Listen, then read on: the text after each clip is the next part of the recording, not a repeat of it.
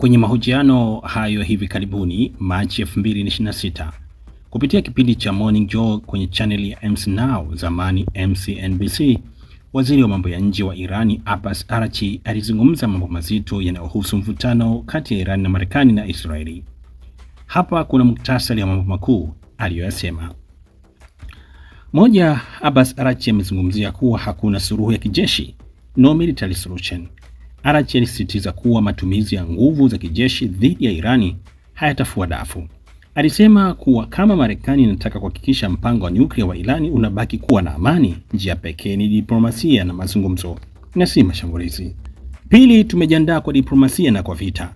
Alitoa onyo kali kuwa ingawa Irani inapendelea mazungumzo, haitaogopa kupigana, alisema.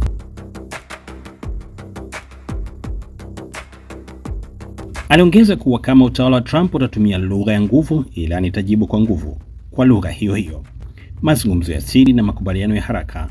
Araghchi alifichua kuwa Irani na Marekani zimekuwa zikijadiliana kupitia upatanishi wa nchi kama Omani kuhusu mpango wa nyuklia. Alisema pande zote mbili zinataka fast deal, makubaliano ya haraka.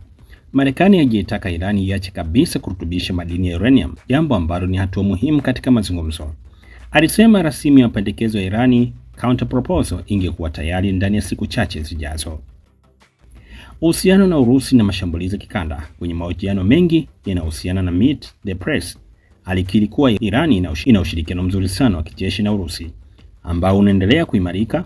Pia alitetea mashambulizi ya Irani dhidi ya vituo vya kijeshi vya Marekani vilivyopo kwenye nchi jirani, akidai kuwa Irani haishambulii majirani hao bali inalenga mali na wanajeshi wa Marekani. Hali ya ndani ya Irani. Kutokana na ripoti za hivi karibuni kuhusu mabadiliko ya uongozi nchini Irani, Araghchi alithibitisha kuwa taratibu za katiba zinafuatwa na kwamba nchi hiyo iko thabiti licha ya mashambulizi au milipuko iliyotokea Teherani.